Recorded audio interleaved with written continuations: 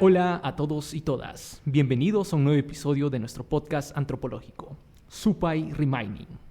Hoy tenemos el honor de hablar sobre una tradición musical que ha sido un pilar de la identidad andina durante siglos, el sicuri. Esta forma de música, que nace del toque colectivo de zampoñas, es mucho más que un estilo musical, es un medio de conexión comunitaria, un vehículo para la memoria cultural y una expresión de la identidad quechua y aymara. En este episodio exploraremos los distintos tipos de sicuri, sus características y su importancia en la vida cultural de los pueblos andinos. ¿Y quién mejor para acompañarnos en este viaje que dos expertas en la materia, que ya estuvieron anteriormente en este podcast? Natalie González, directora de Jayaya Warmis, artista multidisciplinaria y compositora del disco Quilla, y Lucero Condori, presidenta de Warmis Sicuris, asociación cultural conocida artísticamente como Deva Leani, artista audiovisual y educadora, y ambas pertenecen a la comunidad Jayaya Warmis Sicuris, un grupo de mujeres que ha encontrado en el sicuri una forma de empoderamiento y resistencia cultural. Hoy nos contarán más sobre el sicuri, sus variantes y cómo esta música ha influido en su vida y en la comunidad. Para comenzar con las preguntas, primero, Natalie, ¿podrías explicarnos qué es el sicuri y cuáles son las características que lo diferencian de otras formas de música andina? Gracias por la invitación. Sí, el sicuri es una manifestación, es una expresión artística ancestral. Los primeros vestigios han sido encontrados en Caral, en la cultura Caral, también en distintas culturas. Bueno, Caral hace 5.000 años, en distintas culturas como Nazca, Paracas, Mochica, en distintos territorios, no solamente en el Perú, sino en Bolivia, Chile, Ecuador y bueno, Argentina. Y justamente en un inicio estos vestigios han sido en distintos materiales, ya sea en huesos de animales, también en cerámica, ha sido en carrizo y también de distintos tamaños, de distintas medidas, de distintos materiales, como se ha dicho. Y justamente ha llegado hasta nosotras, hasta nosotros, este instrumento, y justamente guarda la historia de nuestros abuelos, la historia de nuestras abuelas. Nos cuentan mucho de ellos, ¿no? De cómo han sido, de quiénes han sido, y también esa manifestación artística, ¿no? Con este instrumento. También se dice que el siku viene de la palabra sictasiña, de la aymara, que es comunicación, y es ello, ¿no? Actualmente el siku se necesita de 2 personas para tocar, ¿no?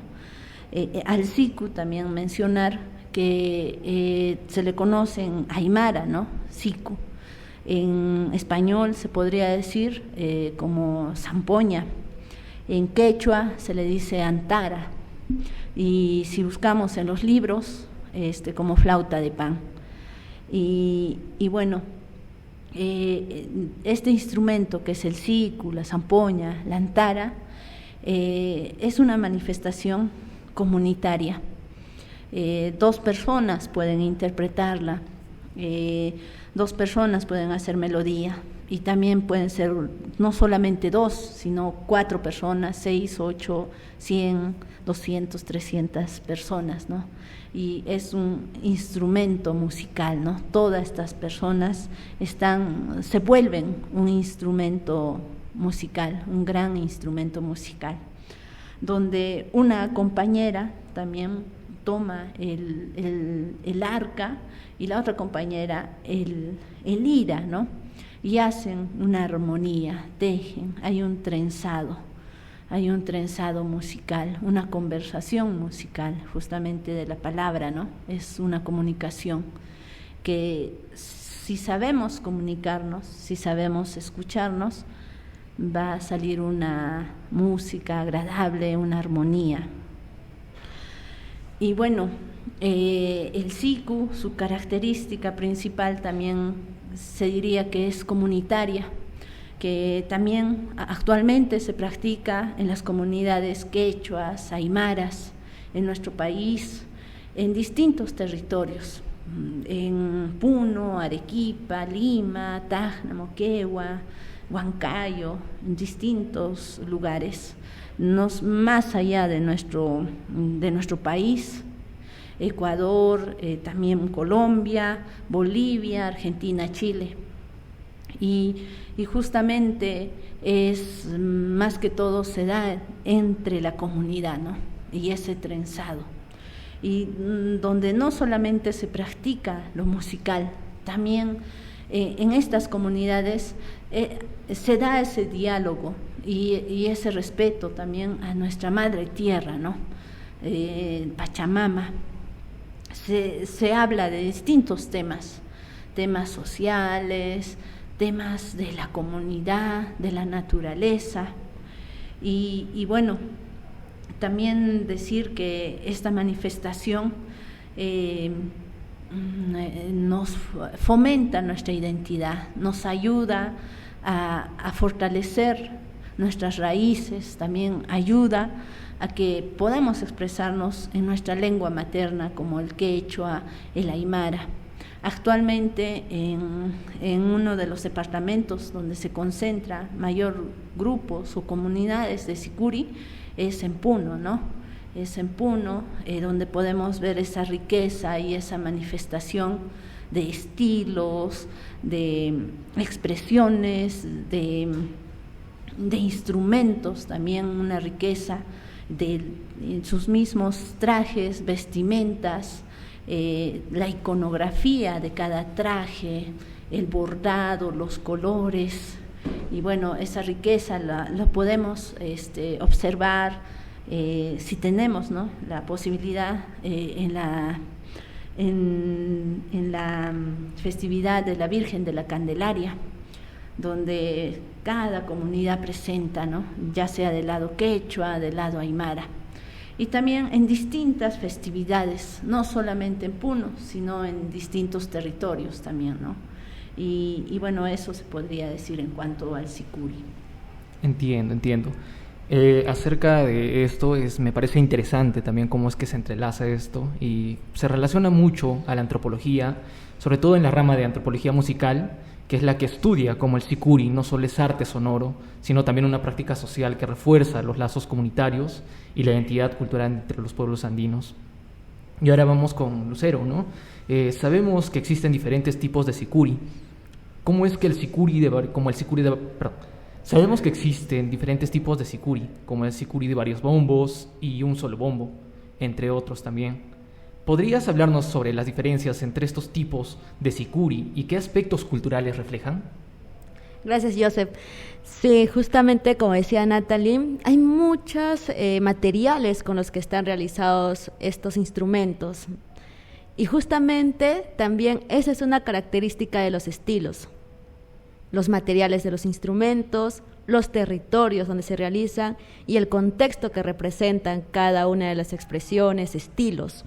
Podemos hablar solamente de los tipos de materiales y podemos hablar de varios estilos. Por ejemplo, solamente de varios bombos, como decías. El estilo de varios bombos es justamente eso, donde hay bombos que son ejecutados por más de una persona, pues 2, 4, 6, ¿no? Entonces estas personas son también las que llevan el ritmo, tocan el siku y también tocan el bombo, tocan los dos instrumentos a la vez. Y hay, por ejemplo, el de un solo bombo. Este estilo ya es un poco más rápido, más bailable también, porque intervienen otros instrumentos de percusión como el platillo, como la tarola. Entonces también se desarrolla en zonas más urbanas, ¿no? Entonces podemos decir eso un poco. Y el de varios bombos son guaynos tal vez, y también el estilo es un poco más jalado, se le podría decir, no sé, como que lento, ¿no? Entonces Ese, por ejemplo, ¿no? Pero también podemos hablar de otro estilo que está también en nuestro territorio peruano, que es el camilaca, en Tacna, ¿no? Aquí, por ejemplo, el material es de metal, ¿no? Ya no estamos hablando, en los otros, por ejemplo, estilos, eran el sicu de Castilla o también de bambú, también se suele utilizar, ¿no? Este tipo de materiales. Pero en el de camilaca, por ejemplo, es de metal, ¿no? Que normalmente yo vi un poco de esta historia y decía que estaba hecho de las latas de metal que normalmente las obtienen por el comercio que hay allí, porque es una zona donde también hay la minería, ¿no? Entonces, en las zonas mineras sabemos que también surge el comercio.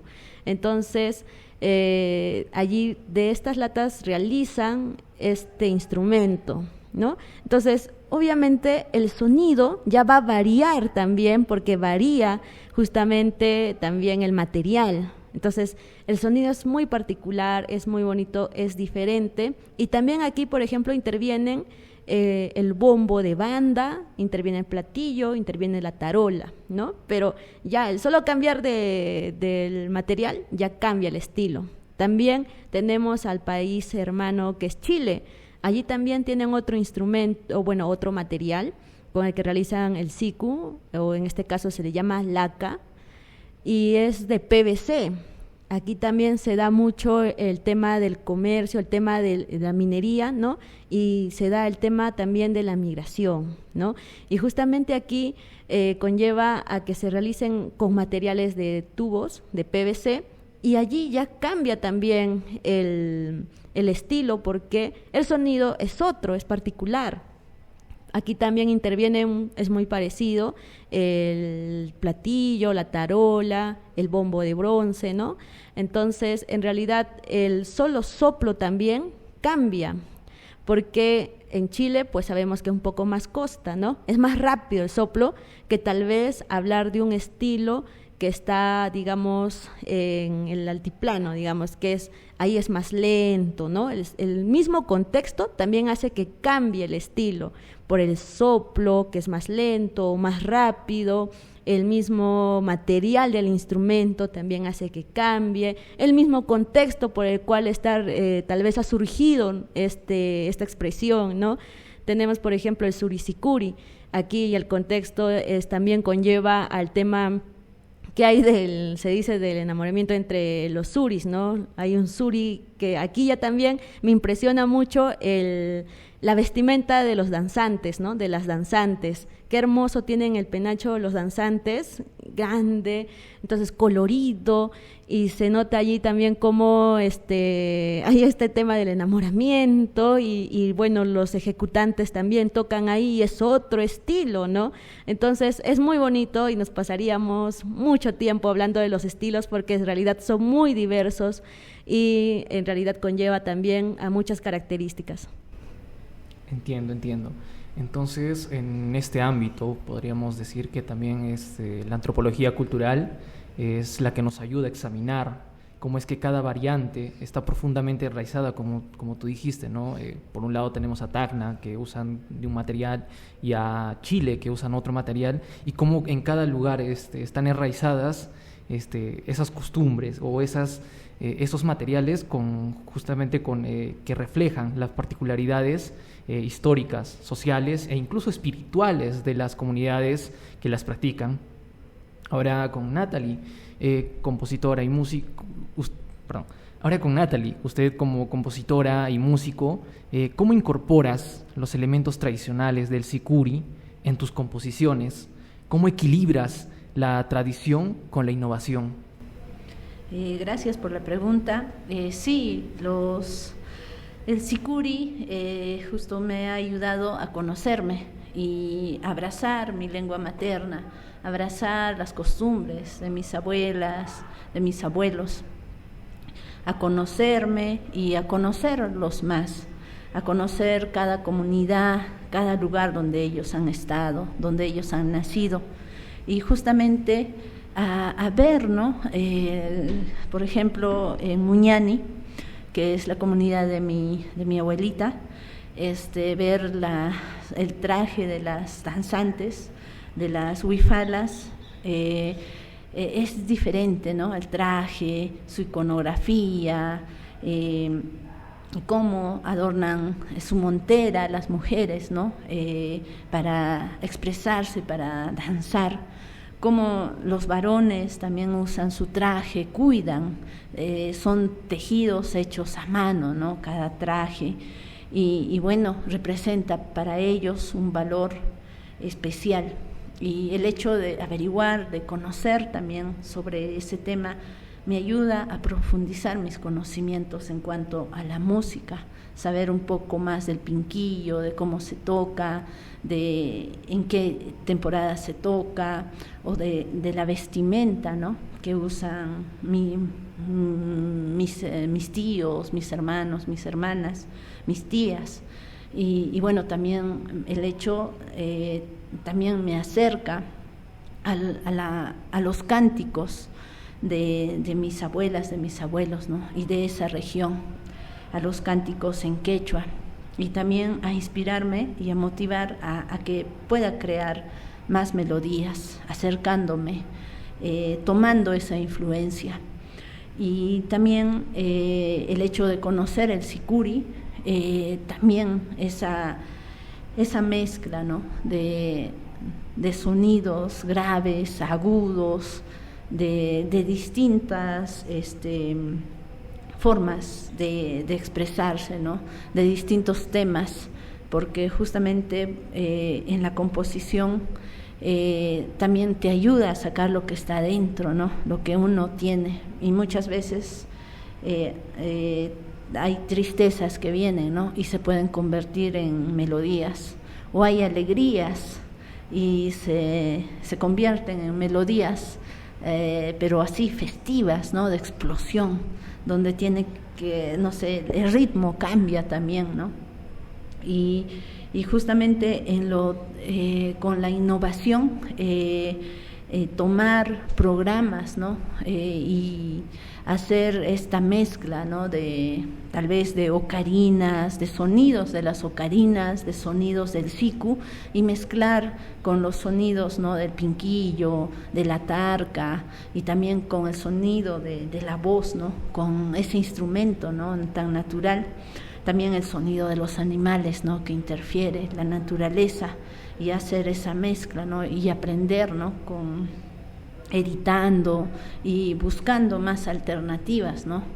Y justamente eso, ¿no?, en este aprendizaje, ¿no?, de conocer más sobre la composición, sobre también los orígenes, sobre el sicuri y la historia de las abuelas y los abuelos, te empuja a seguir caminando, a seguir creando y a seguir juntando lo pasado con lo actual, ¿no?, con lo que ahora se tiene, ¿no?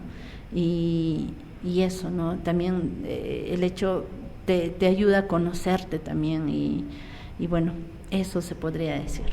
Entiendo, es una manera de componer, ¿no?, lo pasado y lo moderno. En este ámbito es la antropología quien ofrece una mirada a cómo las tradiciones musicales son dinámicas, permitiendo innovaciones que a su vez mantienen y revitalizan las prácticas culturales. Acerca de la siguiente pregunta, Lucero, desde tu perspectiva como artista visual y Warmi Sicuri, ¿qué papel juegan las mujeres en la tradición del sicuri y cómo ha evolucionado este rol a lo largo del tiempo? Bueno, decir también que hace algunos años se estaban, imponiendo los roles, ¿no? Se decía que las mujeres debían danzar, cantar, y los varones pues tocar o ejecutar los instrumentos, ¿no?, los siku, los bombos. Y siento que justamente hay muchas compañeras que lo que han hecho es cuestionar, ¿no?, sobre todo, ¿por qué? Entonces, se han encontrado muchas respuestas, estas respaldadas en lo religioso, respaldadas en el temas, tal vez se podría decir hasta machistas, ¿no? ¿Y por qué? Porque se intenta dar roles, se intenta como que obligar a una persona a hacer algo, ¿no? Entonces, siento que actualmente, ¿no? Las mujeres, solo con decir que no hace cuántos años nomás las mujeres tienen derecho al voto, ¿no? Entonces, justamente eso también está despertando también en muchas mujeres, el cuestionar, el decir ¿por qué? Y cuando no encontramos un sustento que en realidad diga por qué no debemos hacer algo, lo cuestionamos y lo realizamos. Y siento que eso también ha conllevado en nuestra expresión como tal, en el Sicuri, ¿no? Entonces aquí también se han generado muchas compañeras que han liderado, que han tenido que superar varios obstáculos, varias situaciones, pero que continúan y que han motivado justamente, han sido ese modelo, ¿no? Siento, y han conllevado ese papel de liderazgo para que muchas otras mujeres también se atrevan a tener su comunidad, a poder liderar su comunidad, a poder hacer comunidad, que es difícil en este espacio, en el contexto en el que estamos, ¿no? Es difícil, es un reto bastante grande, ¿no?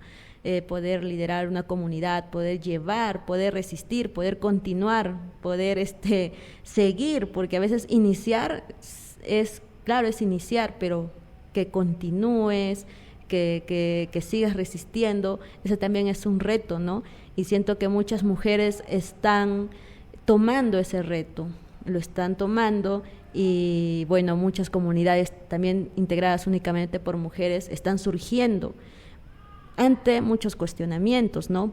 Muchas veces dicen, pero ¿por qué de mujeres? Los varones también queremos y queremos estar allí, pero muchas también tienen la respuesta o tenemos la respuesta de que este es un espacio seguro para mujeres. ¿Y por qué lo decimos? No es que viene un varón y se vuelve inseguro, no, sino que lo que pasa es que muchas veces necesitamos un espacio de mujeres donde podamos hablar de muchas cosas que nos tocan a nosotras como mujeres, como de nuestra menstruación, que son temas también que conllevan, como de maternidades, como de violencia de género, donde podemos hablar entre nosotras de esos temas que nos están sucediendo, ¿no? Entonces, por eso es que para mí al menos es importante los espacios integrados por mujeres y sobre todo liderados por mujeres, porque también son un modelo a seguir para más mujeres, para más niñas que se atrevan también a tal vez tener nuevos roles, no que les digan que no, tú tienes que estudiar tal cosa o tú tienes que hacer tal cosa, sino que puedan también ellas hacer lo que les guste hacer, ¿no? Lo que les motiva a hacer. Entonces siento que ha cambiado bastante, ¿no? Desde el tema de poder participar tal vez de lo tradicional, ahora también a tomar otros espacios, tal vez más sociales, y tocar dentro del tema, netamente, que a veces nos dicen, no, pero el Sicuri es algo cultural, no tienen que meter el tema de género, no tienen que meter otros temas, ¿no? Pero al ser cultural, ya también toca otros temas, ¿no? Toca otros temas que también conlleva justamente al género. Entonces, por eso es importante también para nosotras que sí toquemos estos temas en los espacios en los que estamos y que se continúe también, ¿no? con la integración, con la generación de más comunidades y también de integrarnos junto a aliadas, aliados también. Tal vez decir eso. Entiendo. Entonces veríamos que es importante saber cómo es que las mujeres han incursionado dentro de estos, ¿cómo lo podría decir? Estos ámbitos a mucha más profundidad. Para ello, apoyarnos en la antropología de género, para analizar cómo la participación de las mujeres en el Sicuri ha evolucionado desde roles más tradicionales o tal vez de fondo hasta formas contemporáneas de liderazgo y visibilidad. Y finalmente, para ambas, si podrían responder, ¿cuál es la importancia del Sicuri en la gestión cultural y cómo creen que este tipo de música puede seguir siendo relevante en las generaciones futuras? Bueno, ¿cuál es la importancia del Sicuri, ¿no? En la gestión?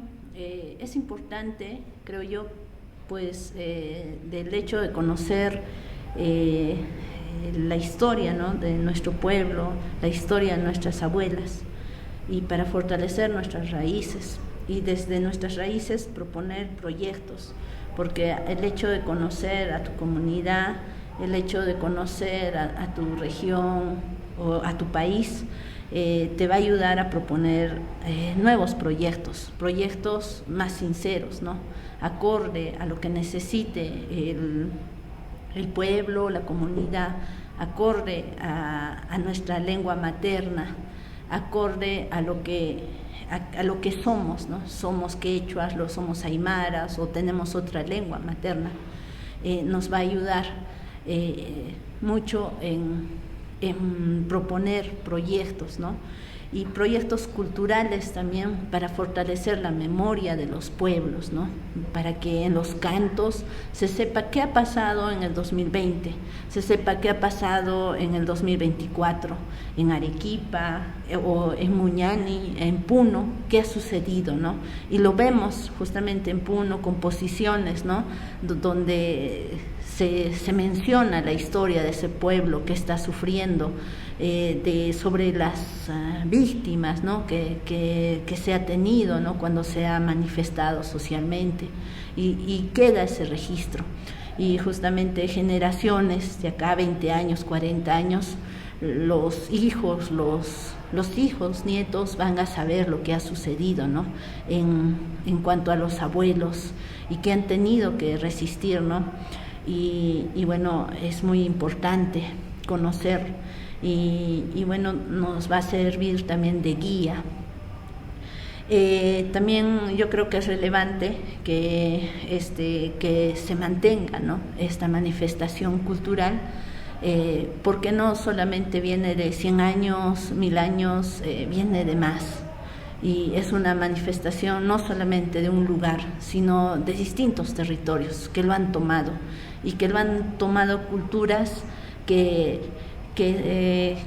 hemos encontrado vestigios que han tenido, ¿no?, una expansión en cada región y un aporte en cuanto al tejido, en cuanto a la cerámica, y justamente lo han tomado porque es una riqueza, es una fuerza también, y justamente esa fuerza nos va a ayudar a construir nuestra memoria, nuestra identidad cultural, también a revalorar, ¿no?, a esas culturas también, ¿no?, porque todavía hay mucho, creo yo, que investigar en las culturas preincas, en cada color, en cada iconografía, en cada región y en cada cerámica, investigar, ¿no?, y en cada tema en cada investigación que se tenga, también compartirlo, ¿no?, con los jóvenes, con los niños, con los universitarios, para que sepan que nuestros ancestros, nuestros abuelos, nuestras abuelas eran artistas, ¿no?, que han construido grandes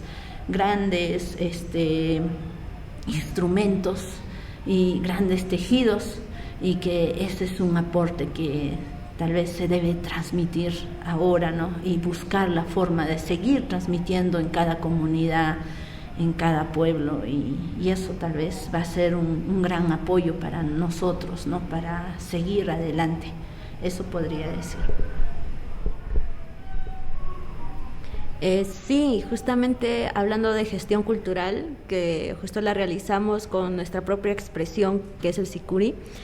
Tal vez decirles un ejemplo, ¿no?, de una experiencia que tuvimos en un colegio, donde nos dimos cuenta que muchos adolescentes son migrantes, o somos en realidad migrantes, no solamente en el contexto del interior del país. Sabemos que en la actualidad también hay mucha migración de países vecinos, ¿no? Entonces, al estar en un espacio diverso, porque los colegios se vuelven un espacio diverso en el tema cultural, hay un choque cultural también, nos dimos cuenta de ello, y justamente la música, y sobre todo para nosotras al menos el sicuri, ha permitido que justamente este choque cultural que hay, como que poder tratarlo, poder hablarlo, pero mediante la música, ¿no? Entonces aquí ya no intervienen los temas como que no, esto es del Perú o cosas, sino que ya intervenía el tema de nuestra propia cultura, ¿no? Entonces, si nosotros hablamos de vestigios, estos vestigios no solo se encontraron en el Perú, se encontraron en muchos países y justo países vecinos también, donde también hay mucha migración. Entonces nos damos cuenta que en realidad nos une mucho la cultura también como tal, ¿no? Porque nosotras decimos siempre somos mujeres diversas que traspasan fronteras, pero en realidad las fronteras las pusimos pues hace cuántos años, ¿no? Entonces, en realidad las fronteras también suelen ser muy, no sé, rígidas, ¿no?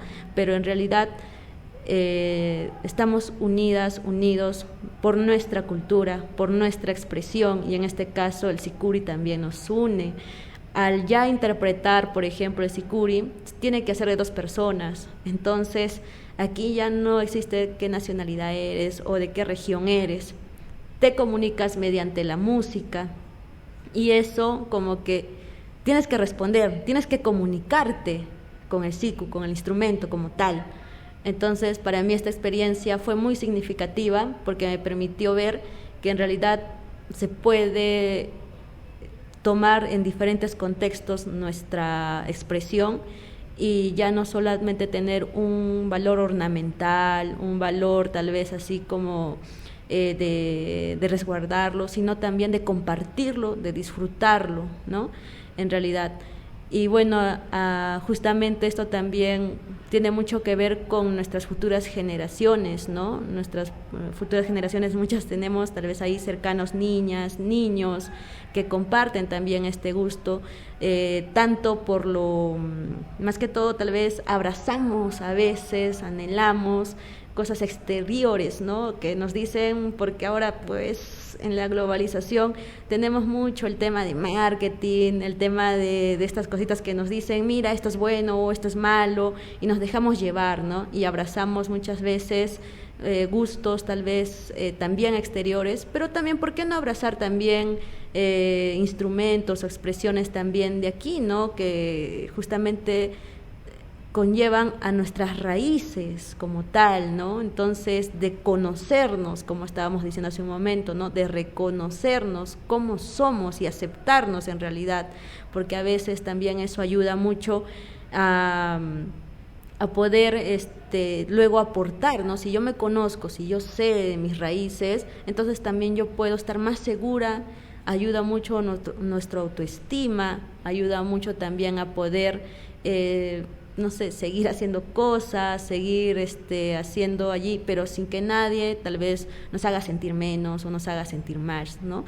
Mal. Si conocemos lo que somos, entonces como que no, nadie tiene por qué decirnos o podemos dar pie a temas de discriminación o a temas de racismo, ¿no? Entonces, eso también tal vez allí, no sé, es aquí una opinión.